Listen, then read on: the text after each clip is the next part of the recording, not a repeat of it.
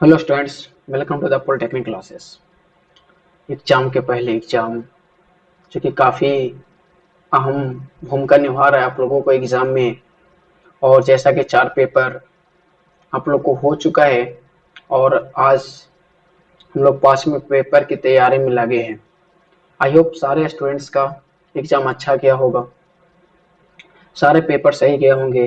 वो एक बार कमेंट कर देंगे एक बार कैसा गया है आप सभी का एग्जाम, क्योंकि लोग कहते हैं ना, अंत भला तो सब भला। तो बस उसी कगार पे हम लोग मतलब एक लास्ट चरम सीमा पे पहुंच चुके हैं। और वो पेपर है इलेक्ट्रिक सर्किट एंड नेटवर्क, मतलब लास्ट। इससे पहले जितने भी आपके पेपर हुए, I hope the polytechnic classes के सारे टीचर्स, सारे मेंबर, सारे स्टूडेंट्स सब हैप्पी होंगे। तो ये पेपर भी आशा नहीं पूर्ण विश्वास के साथ हम लोग कहेंगे कि पेपर भी आप लोग को अच्छा जाएगा, बशर्ते कि ये पेपर थोड़ा सा कैलकुलेटिव है। हो सकता है एग्जाम में आपको कैलकुलेशन पार्ट से ज़्यादा पूछिए क्वेश्चन, तो आप लोग प्रैक्टिस करना ना भूलें। ठीक है, आज इस सेशन में एग्जाम के पहले एग्जाम में जितने भी एमसीक्यू पूछे गए हैं उस सारे एमसीक्यू का आंसर देखेंगे। आंसर देखने के बाद आप लोग और भी ज़्यादा क्वेश्चंस को एनालिसिस कीजिएगा। जितना तरह से लगेगा क्वेश्चन बनना चाहिए वो बनेगा और हम बताएंगे भी। तो सभी स्टूडेंट्स कॉपी और पेन लेकर के बैठेंगे, ठीक है। और वन बाय वन जैसे जैसे हम बोलेंगे आप एमसीक्यू लिखते चले जाइएगा, ठीक है। क्योंकि अगर नहीं लिखेगा तो हो सकता है कि आपको एग्जाम में वो क्वेश्चंस आ जाए, आप पढ़ के गए हो याद ना हो, तो सबसे बड़ी दिक्कत होती है ना कि पढ़े भी याद भी नहीं है। तो चलिए हम लोग शुरुआत करते हैं एग्जाम्स के पहले एग्जाम जो कि अहम भूमिका निभाता है आप सभी के लिए, और आई होप ये भूमिका निभाएगा, ठीक है। तो चलिए लास्ट कगार पे एग्जाम के पहले एग्जाम क्या पूछा गया था, क्वेश्चंस क्या होगा आंसर। पेपर है इलेक्ट्रिक सर्किट एंड नेटवर्क। काफी मतलब इसे लोग डरते हैं, लेकिन जब से हमसे पढ़े डर ही भाग गया सब लोगों को, ठीक है।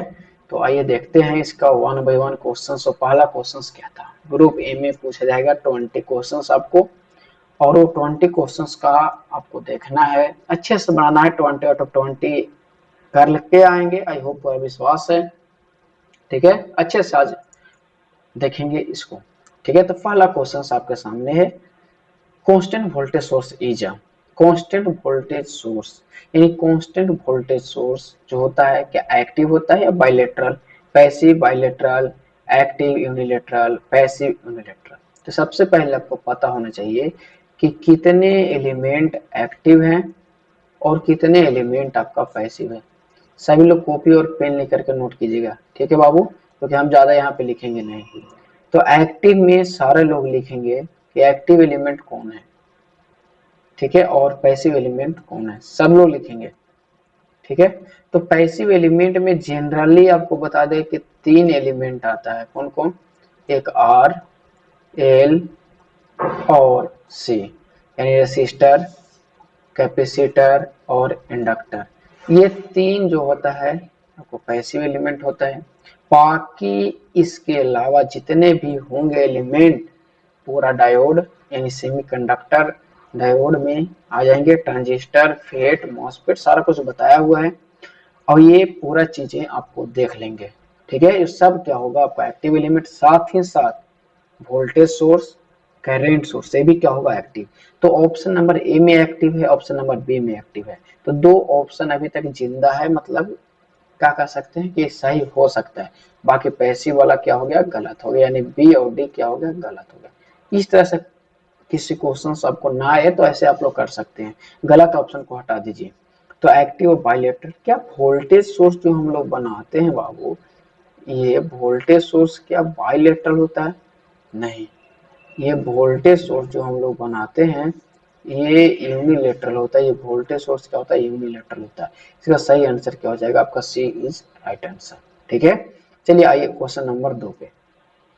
क्वेश्चन नंबर 2 कहता है फॉर मैक्सिमम पावर ट्रांसफर, ये ट्रांसफर 2 बार लिखा गया, इसको कट कर लीजिएगा, बहुत वीवीआई है ये।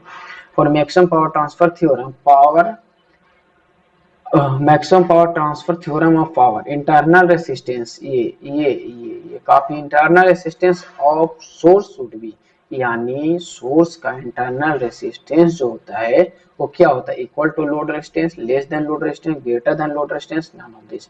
तो बाबू याद रखना इक्वल टू लोड रेजिस्टेंस होता है, याद रखना, भूल मत जाना, वीवीआई क्वेश्चन है, ठीक है।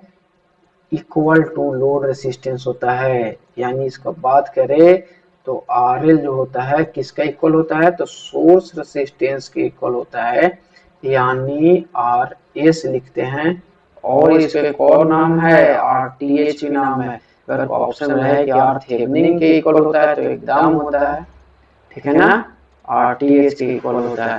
तो याद रखिएगा, चाहे आर एस ऑप्शन में दे या आर टी एच दे, दोनों ही सही है। लोड के क्या होता है, दोनों इक्वल होता है, यानी बराबर होता है। तब दूसरा का आंसर आपका हो जाएगा बी।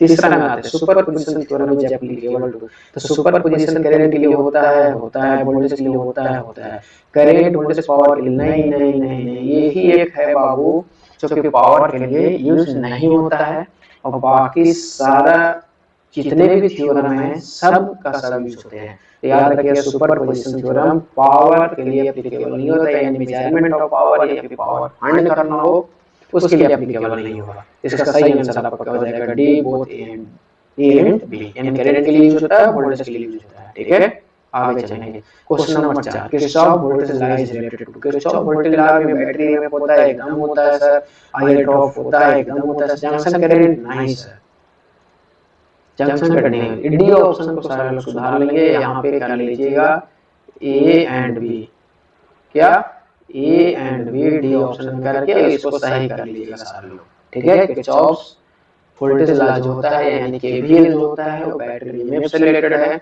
आईआर ड्रॉप से रिलेटेड है, ठीक है। तो दोनों सही आंसर है। अगला क्वेश्चन 5वां का, केसीएल इज कंजर्वेंस, यहाँ कंजर्वेशन होता है, यहाँ पे स्पेलिंग लिख दीजिएगा, कंजर्वेशन होता है, ठीक है।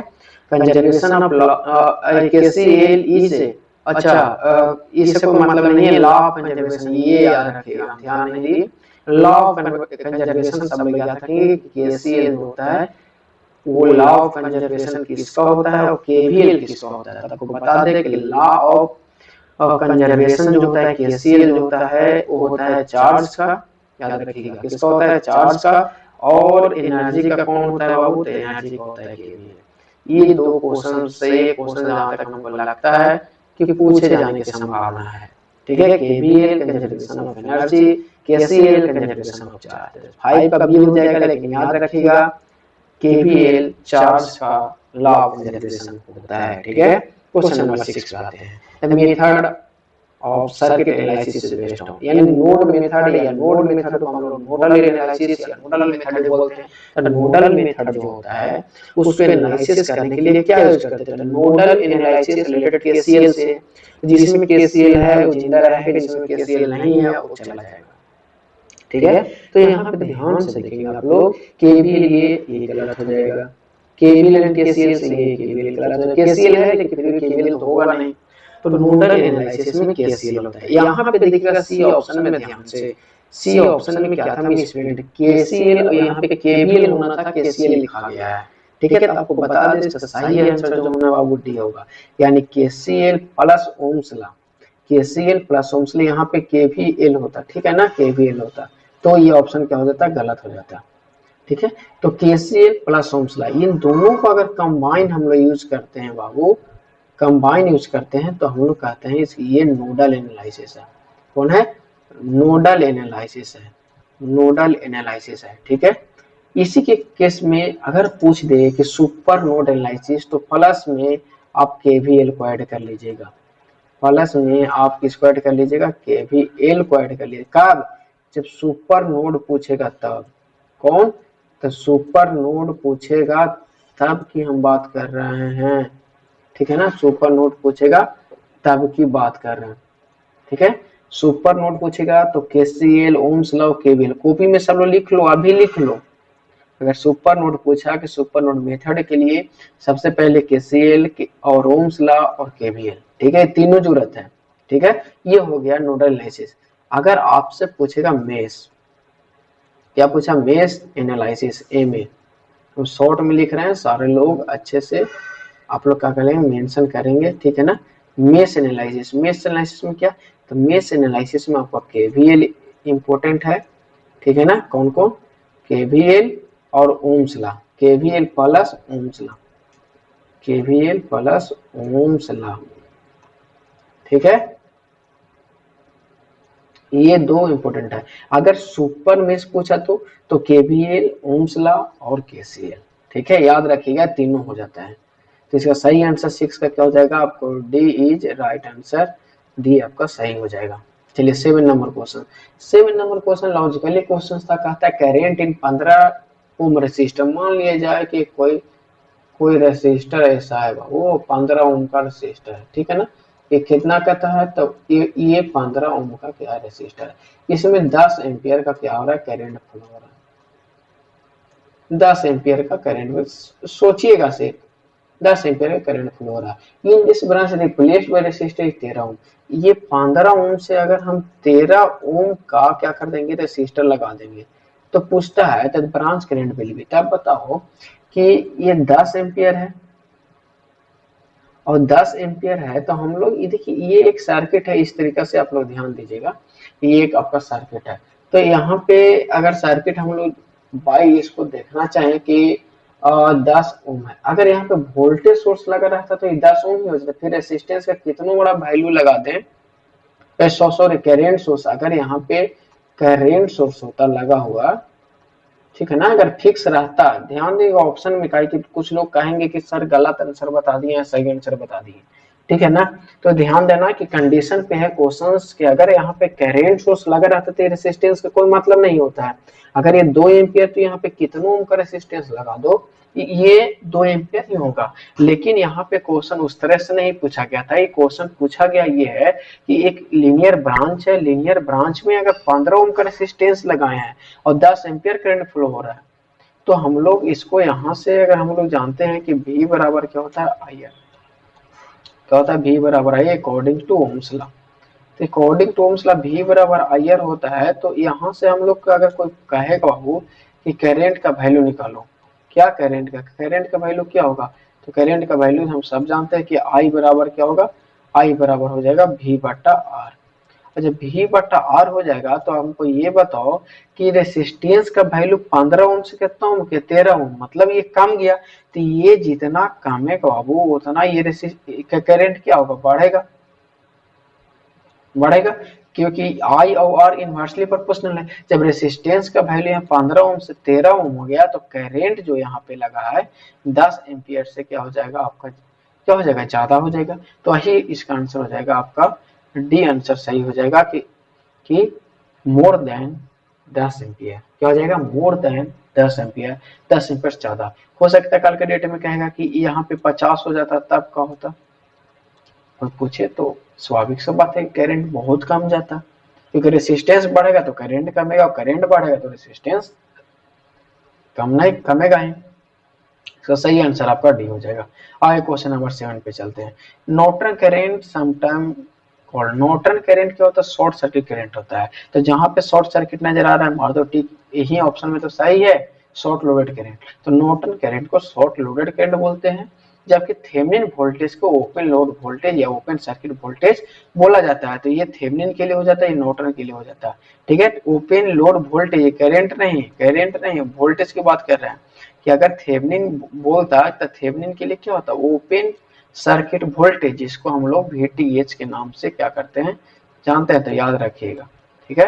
VTH, RTH, थेवेनिन, सुपरपोजिशन सारा इंपोर्टेंट है, सबको एक बार पढ़ के जाइएगा। सोल्यूशन प्रोसीजर कैसे बनाया जाता है वो भी एक बार देख करके जाइएगा सारे लोग, ठीक है।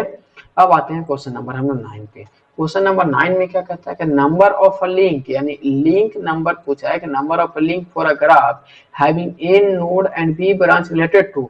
तो पूछ रहा है कि लिंक बराबर नोड और ब्रांच में क्या रिलेशन है, यानी नंबर ऑफ लिंक कितना होगा जब a नंबर ऑफ नोड हो और b नंबर ऑफ क्या हो, ब्रांच हो, बात समझ में आया?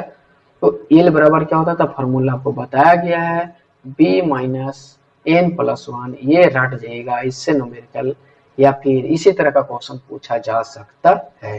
ठीक है, 10 number question, the number of close path in tree of graph is, यानी ट्री बनता है बाबू, तो आपको बताए थे कि ट्री में कोई भी क्लोज पाथ नहीं होता है, मतलब डी आंसर इसका सही हो जाएगा। फिर है कि number of network has 4 node 3 independent loop, भाई व्हाट इज द ब्रांच, अभी बोल ही रहे थे इस तरह के न्यूमेरिकल पूछा जाएगा। आप बैठो यहाँ, देखो यहाँ पे कहाँ पे क्वेश्चन हम लोग अभी बना रहे थे, ये वाला, यानी लूप कितना दिया है, 4 लूप दिया है, और ब्रांच निकालना है तो बी बराबर रहे 2 माइनस एन, लूप कितना दिया, नोड कितना दिया है 4 प्लस 1, इन्हें माइनस 3, और ये कितना दिया है, सॉरी इंडिपेंडेंट लूप आपका 3 दिया है, इंडिपेंडेंट लूप आपका 3 दिया है, ध्यान से सारे लोग देखेंगे। तो 3 इधर से प्लस में 3 यानी 6, बी बराबर क्या हो जाएगा 6 हो जाएगा। ऑप्शन में देखिए 6 है कि नहीं है, जो होगा सही आंसर यस 6 है, डी ऑप्शन 6 है, एकदम सही हो जाएगा। ठीक है ना, 11 हो गया। क्वेश्चन नंबर 12 पे बात करते हैं कि इंसिडेंस मैट्रिक्स, मैट्रिक्स ए में बात कर रहा है कि कोई भी इंसिडेंस मैट्रिक्स जो है ए के लिए लिखा गया, then on flowing is true, तो मोड ऑफ ए बराबर 0 कल बताए थे, हाँ एकदम सही है। एडिसेंट नहीं होता है, एज नहीं होता है, मो ये नहीं होता है, यानी यही ऑप्शन आपका ऐसे ही सही है कि इसमें सारे हम कॉलम के मतलब सारे रो और कॉलम हम लोग देख पा रहे थे कि और जितना भी हम लोग को रो हुआ था उस सब रो में क्या था कि हम लोग कैलकुलेट करके ओवरऑल 0 के बराबर कर दिए थे। स्क्वायर मैट्रिक्स में भी ये चीज देखे थे हम लोग। तो mod of a equal to होता है 0 होता है। ठीक है, ये इतना याद कर लीजिएगा। Question number 13, to put network symmetrical, symmetrical ये भी आई किसी का भी पूछा जा सकता है।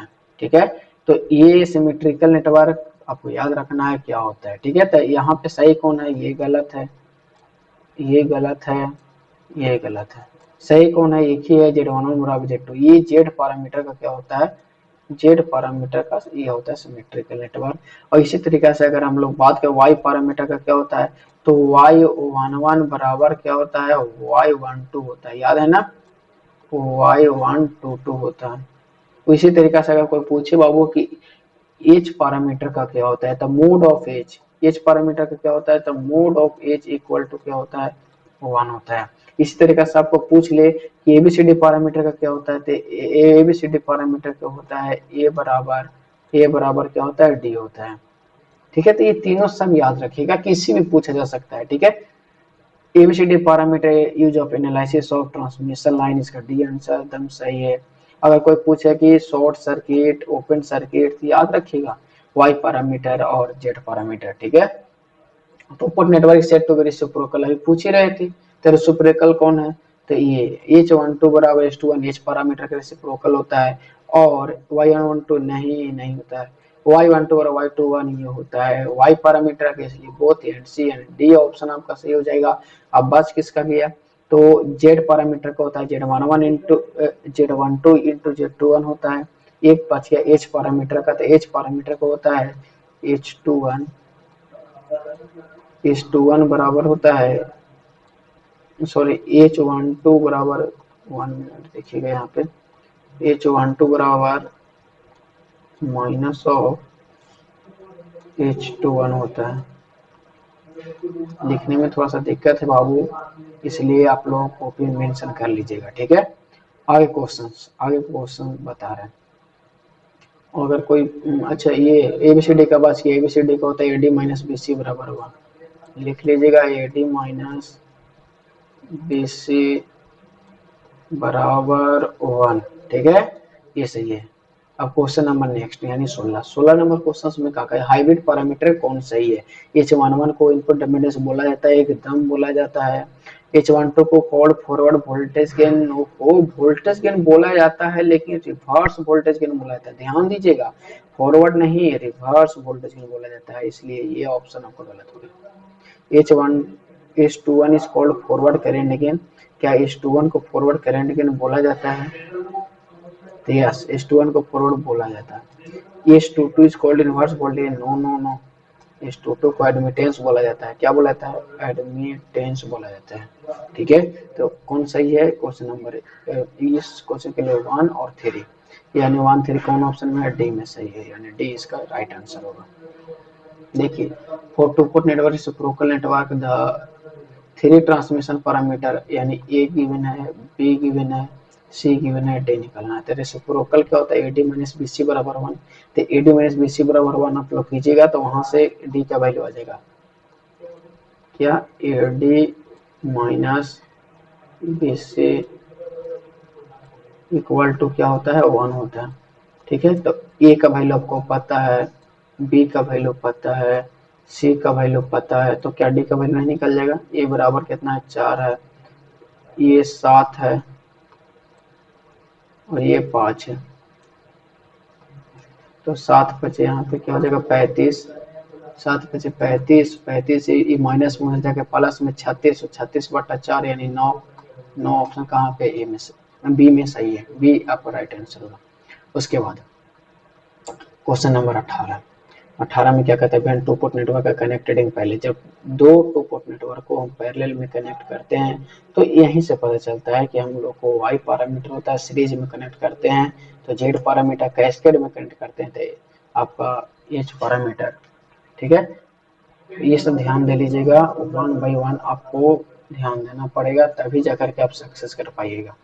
ठीक है, तो ये सब चीजें हैं, इसका सही आंसर आपका बी हो जाएगा, क्योंकि पैरेलल के लिए वाई पैरामीटर होता है। ठीक है, और ये और सीरीज के लिए होता है, सीरीज कनेक्शन के लिए होता है ये। ठीक है, लिख लीजिएगा सीरीज कनेक्शन। अब आता है ये क्वेश्चन यूनिट नंबर आपका 3 से। क्वेश्चन ये है कि passive element maintain initial voltage, यानी पैसिव एलिमेंट की बात करता है कि अगर कोई पैसिव एलिमेंट होगा, चाहे इंडक्टर होगा या फिर कैपेसिटर होगा, चाहे रेसिस्टर होगा। ठीक है, तो इनिशियल वोल्टेज Vc, यानी Vc इसे यहाँ बोला तो क्या होगा? कैपेसिटर की बात कर रहा है। क्या बोला? कैपेसिटर की बात कर रहा है। तो Vc 0 प्लस क्या? Vc 0 plus equal to initial voltage Vc 0। तो आपको बता दें कि ये अगर ऐसा ग्राफ है, ये क्या होता है? माइनस इनफाइनाइट होता है, ये क्या होता है? इनफाइनाइट होता है। टाइम कांस्टेंट देखिए बीच में कहीं ना कहीं क्या हुआ होगा? 0 हुआ होगा, और 0 के पहले वाला वोल्टेज को 0 माइनस बोला जाता है बाबू, और इसके बाद वाले वोल्टेज को बोला जाता है 0 प्लस बोला जाता है। ध्यान से समझिएगा। तो बोलता है कि Vc 0 प्लस, यानी यहाँ पे जो वोल्टेज Vc 0 प्लस पे equal to initial voltage Vc at t equal to 0। तो t इक्वल टू 0 पे Vc क्या है? 0। तो बोलता है किस में होता है? तो जैसे ही Vc है कैपेसिटर, तो ऐसा ही आंसर सही हो गया। Vc है तो कैपेसिटर ऐसा ही, हम लोग कैपेसिटर को जानते हैं कि ये क्या करता है? चेंजिंग ऑफ वोल्टेज को अपोज करता है, यानी तुरंत से अपने वोल्टेज को 0 नहीं होने देगा, ना तो तुरंत से वोल्टेज को बढ़ने देगा। ये मेंटेन करके रखता है, इक्वल टू इनिशियल वोल्टेज को क्या करता है? मेंटेन करता है। इसलिए एकाएक से Vc प्लस पे भी 0 होगा और Vc 0 पे भी 0 होगा। ठीक है, इस बात को ध्यान रखेंगे। उसी तरीके से यहाँ इंडक्टर में भी होता है। ठीक है, इंडक्टर एकदम से करंट को 0 नहीं होने देगा, इनिशियल करंट को रखेगा। इस बात को ध्यान रखेंगे तो उस तरह क्वेश्चन आएगा, आप लोग बना लीजिएगा। ठीक है, अब अगला है भिन्न आरएल सर्किट इस कनेक्टेड वोल्टेज भी एट 0, यानी 0 पोजीशन पे वोल्टेज भी क्या कर रहा है? कनेक्ट हो रहा है। Current passing through inductor. अभी हम बताएं कि अगर V इक्वल टू 0 है, क्या पता है? V इक्वल टू 0, यहाँ ध्यान से देखना इस चीज को कि अगर कोई 0 है और 0 है इंडक्टर है, तो 0 पे क्या करता है? सर्किट को पास करवाया। तो हम कह जानते हैं क्या ये इंडक्टर है, तो इंडक्टर करंट को क्या करता है? चेंज नहीं होने देता। मतलब di/dt जिसको हम लोग बोलते हैं di क्या? dt। तो ये क्या करता है कि करंट को चेंज नहीं होने देता है। करंट को नहीं चेंज होने देगा तो जब t इक्वल टू 0 पे करंट पास होगा तो t इक्वल टू 0 प्लस पे करंट क्या होगा? तो t इक्वल टू 0 पे करंट कुछ भी नहीं है, तो यहाँ भी क्या होगा? आपका 0 ही होगा। क्या होगा? 0 ही आपका यहाँ पे होगा। ठीक है, तो अब इस बात को ध्यान से देखेंगे तो इसका आंसर क्या है? 0 ही होगा। ठीक है, 0 प्लस में क्या होगा? करंट 0 ही रहेगा, क्योंकि एकदम से चेंज होने नहीं देता है। और time constant of series RL circuit of series RL circuit का टाइम कांस्टेंट जो होता है वो क्या होता है, ये सब बताया गया है आप लोग को। तो इसका सही आंसर होता है एल बाई आर होता है। इससे न्यूमेरिकल पूछने के चांसेस आपको ज्यादा होंगे। ठीक है, question number next 22। Transient response, अगर ट्रांजिएंट रिस्पॉन्स जो होता है वो इंडक्टिव में भी होता है, कैपेसिटिव में भी होता है। ठीक है, इसलिए इसका सही आंसर क्या हो जाएगा आपको, C is right answer. C is right answer. Fourier series जो अप्लीकेबल होता है बाबू, ये ओनली फॉर इसके लिए होता है। तो 23 नंबर क्वेश्चन का जो सही answer only for periodic signal के लिए होता है। ध्यान देना, जबकि फोरियर ट्रांसफॉर्म जो होता है, फोरियर ट्रांसफॉर्म जो होता है ये दोनों के लिए होता है। ठीक है, फोरियर सीरीज सिर्फ periodic, Fourier transform periodic as well as aperiodic signal. ठीक है, याद रखिएगा, यहाँ से क्वेश्चन पूछे जा सकते हैं। यहाँ से फोरियर सीरीज में फोरियर कोफिशिएंट से पूछे जा सकते हैं। एकदम वीवीआई है, ये नोट एन और पी एन एकदम रट के जाना बाबू, एमसीक्यू में पूछेगा ही पूछेगा, हर हाल में पूछेगा। ई नोट का वैल्यू क्या होता है, ए एन का वैल्यू क्या होता है, बी एन का वैल्यू क्या होता है।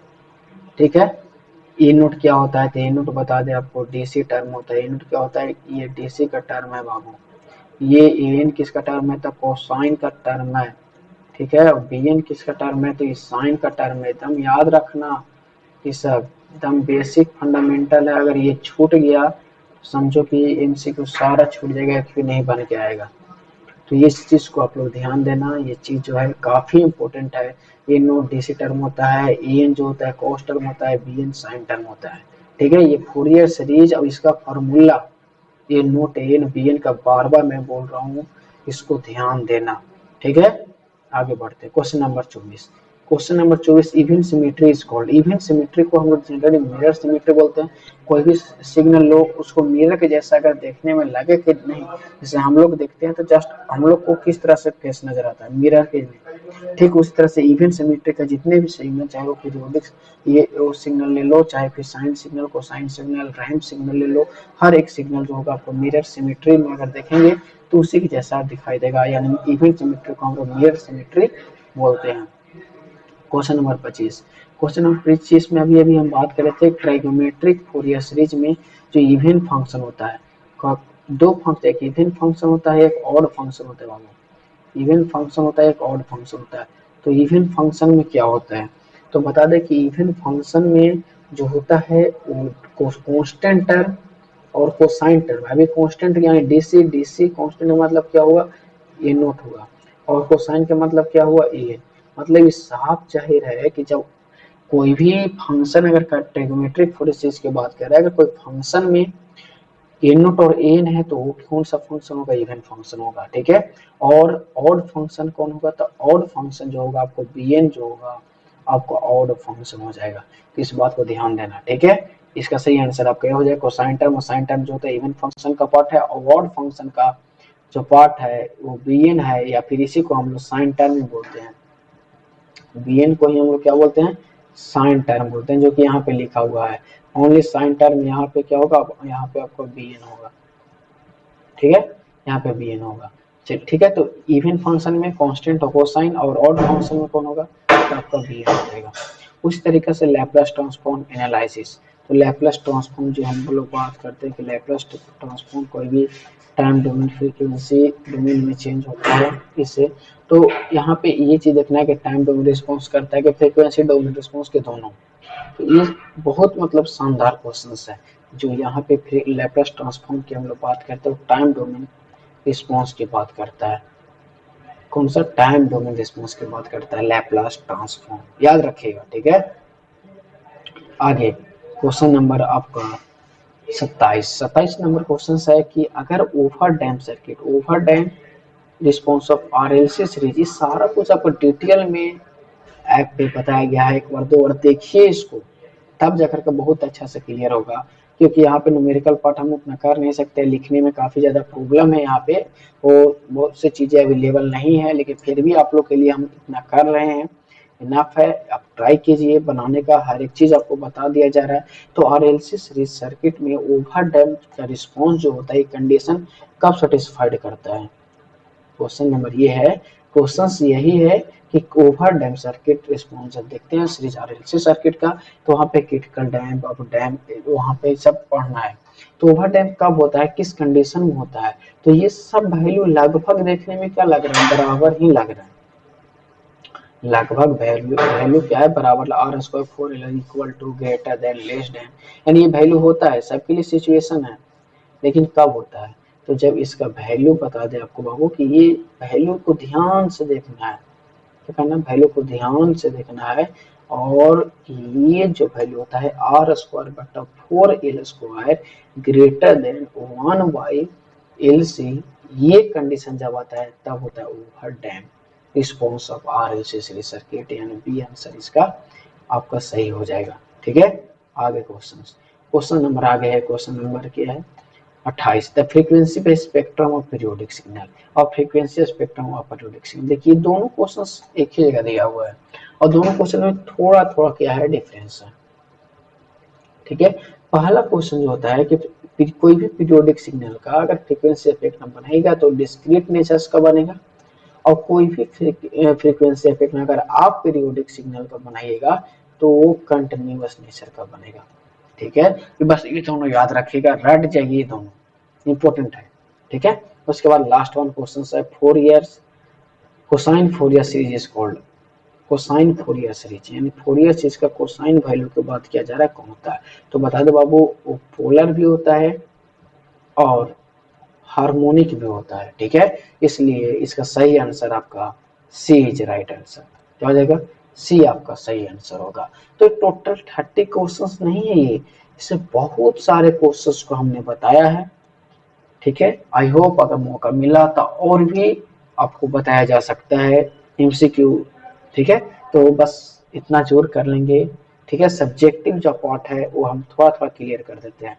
ठीक है, यहाँ से ध्यान दें, नेटवर्क एलिमेंट यहाँ पे active, passive, linear, non linear, bilateral, unilateral, ये सब एलिमेंट है, उसको देख लीजिएगा और कौन कौन एग्जांपल है वो देख करके चले जाइएगा।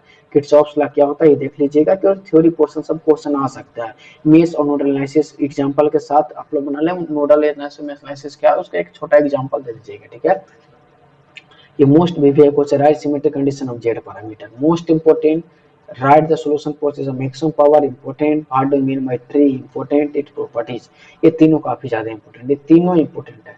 ठीक है, हार्ड इंसिडेंस मैट्रिक्स हो सकता है पूछे जाए ना पूछे जाए, मतलब ये नहीं कहा जा सकता, लेकिन इंपोर्टेंट में है, देख लीजिएगा, कोई टफ है नहीं, देख लीजिएगा। एडमिटेंस पैरामीटर वीवीआई एकदम लगा लो है। कोसाइन रिप्रेजेंटेशन ये भाई कर लेना, चाहे कोसाइन पूछ दे चाहे साइन वाला कोई एक पूछ दे। कोसाइन मतलब आपको अभी अभी बताएं, कोसाइन मतलब आपको क्या, ए एन, साइन रिप्रेजेंटेशन पूछेगा तो बी एन, कॉन्स्टेंट एन, तीन में से को पूछना ही है आपको। Find a voltage across 30 ohm resistance mesh analysis, basic है, वोल्टेज इसके अक्रॉस वोल्टेज निकालना है, तो इसमें के भी लगा लेना, इसमें के भी लगा लेना, इसमें I1 करंट मान लेना, आई मान लेना। ठीक है, और यहाँ पे मान लेना I1। ठीक है, और यहाँ पे मान लेना I माइनस I1, और इसमें लूप लगा देना, लूप लगा के करंट निकाल लेना। ठीक है, इजी है, एबीसीडी पैरामीटर इंपॉर्टेंट है, ये हो जाएगा। तो देखिए ग्राफ ऑफ नेटवर्क, नेटवर्क का ग्राफ क्या है, जितने वोल्टेज सोर्स होंगे, मतलब जितने पैसिव एलिमेंट सब शॉर्ट सर्किट है, इसको इस पूरा शॉर्ट है तो एक पोटेंशियल यहाँ मान लो, क्या मान लो, एक के ग्राउंड पोटेंशियल रेफरेंस नोड मान लो, 4 दिया हुआ है तो 4 तुमको ही मानना पड़ेगा, जो दिया है मानना पड़ेगा। ठीक है, ये वोल्टेज सोर्स है मतलब शॉर्ट सर्किट है ऐसे, ये क्या है, ये है रेसिस्टर यानी शॉर्ट सर्किट होगा, ये क्या है, ये क्या है रेसिस्टर, ये भी शॉर्ट सर्किट होगा, ये ओपन सर्किट, ये करेंट सोर्स आपका ओपन सर्किट। तो कोई इच्छा है तो आप इस तरीका से बना भी सकते हैं, यहाँ पे क्या कर दो, ओपन कर दो, ये क्या हो जाएगा ओपन, ना भी बनाएंगे तो कोई दिक्कत नहीं, और ये पूरा क्या हो जाएगा आपका शॉर्ट हो जाएगा, और एक एलिमेंट आपका कहाँ जाएगा ऊपर से, बस यही आपका इसका क्या हो गया ग्राफ हो गया। ये वाला पोर्शन ना भी बनाएगा तो कोई दिक्कत है नहीं। ठीक है ना, आप सिंपल एक बिंदु लीजिएगा, 1 2 3, एकदम ये ग्राफ आप लोग बना दीजिएगा। ठीक है, यही ग्राफ आपको बनना है। ठीक है। ई वाला ना भी बनाएगा तो कोई दिक्कत नहीं, कोई ओपन सर्किट होता है, बना भी दीजिएगा तो भी कोई दिक्कत नहीं है। ठीक है, अगर डायरेक्शन दिया रहता है इसमें बाबू तो डायरेक्शन देना पड़ता, जहाँ 1 दिया है 1 लिख देना, 2 दिया है 2 लिख देना। ठीक है, जैसा ही दिया वो उस तरह से लिखना पड़ेगा। ठीक है, उसके बाद है series RLC circuit of 30 ohms. RC circuit में 30 ओम का एक रेसिस्टेंस है, कैपेसिटर इतना दिया है, फिर कांस्टेंट वोल्टेज आपका दे दिया गया है ये 60 वोल्ट। ठीक है, और सर्किट को कह रहा है टी इक्वल टू 0 पे ऑन कर लेना है। तो इसमें क्या करना है, करेंट पहला कहता है determine the current first across the resistor और अक्रॉस द कैपेसिटर। ठीक है, तो आराम से इसको ड्रा कर लेना, कौन सा है, आरसी सीरीज वाला है। तो यहाँ पे वोल्टेज सोर्स दिया गया है बाबू। ठीक है, सर्किट बना लेना पहले। ठीक है, उसके बाद 30 ओम का क्या दिया गया है, रेसिस्टेंस दिया गया है। इसे बनाने में दिक्कत है, नहीं तो हम बता देते। एक कैपेसिटर दिया हुआ है, ठीक है ना, ये दिया हुआ, ये एक आर है और इससे सबका वैल्यू आपका दिया, आर का वैल्यू दिया है। यहाँ पे करंट निकालिएगा आई बराबर ई यहाँ, और यहाँ पे करंट निकाल लीजिएगा। ठीक है, डिटरमाइन द फोरियर ट्रांसफॉर्म ट्रांसिंग में बताया गया है, कर लीजिएगा। Figure so the find the average power, ये भी सारा बताएगा, ये भी कर लीजिएगा आप लोग। 7 नंबर क्वेश्चन में इम्पोर्टेंट है। एक्सप्रेशन ऑफ आरएल सर्किट में कांस्टेंट वोल्टेज, ये भी इम्पोर्टेंट है। आरसी सर्किट ये दोनों में से कोई एक कर लीजिएगा, इम्पोर्टेंट है दोनों। ठीक है, सो टोगल ये तीनों जो भी कंडीशन हम लोग देख रहे थे, अंडर डैम्प, क्रिटिकल डैम्प और ओवर डैम्प, ये इक्वल टू में होता है, ये ग्रेटर देन में होता है, ये लेस देन में होता है। अभी जो तीनों कंडीशन जो क्वेश्चन नंबर शायद 25-26 में शायद जो था, यही चीज डैम्पिंग के बात किया जा रहा था। ठीक है, वही चीज यहाँ पे दिया गया है। ठीक है, two port network as parameter important नहीं है, लेकिन कर लीजिएगा। हाँ, सुपरपोजिशन थ्योरम, एक बार इसको एक्टिव रखिएगा तो इसको बंद रखिएगा, एक बार इसको बंद रखेगा तो इसको एक बार एक्टिव रखिएगा, दोनों में 20 में इसमें करंट निकाल लीजिएगा, दोनों का डायरेक्शन सेम रखिएगा, सेम डायरेक्शन रखें, दोनों के एक बार I dash plus I double dash करके जोड़ लीजिएगा। वीडियो अगर नहीं देखें इसको तो देख लीजिएगा, दोनों का जोड़ लीजिएगा, वही करंट आपका आंसर हो जाएगा। बी 20 ओम क्रॉस के थेवेनिन निकालना है, ये 20 ओम है, इसको सबसे पहले क्या करें, ओपन सर्किट करके वीटीएस निकाल लेंगे। ठीक है ना, इसको ओपन करके क्या कर लेंगे, वीटीएस निकाल लेंगे।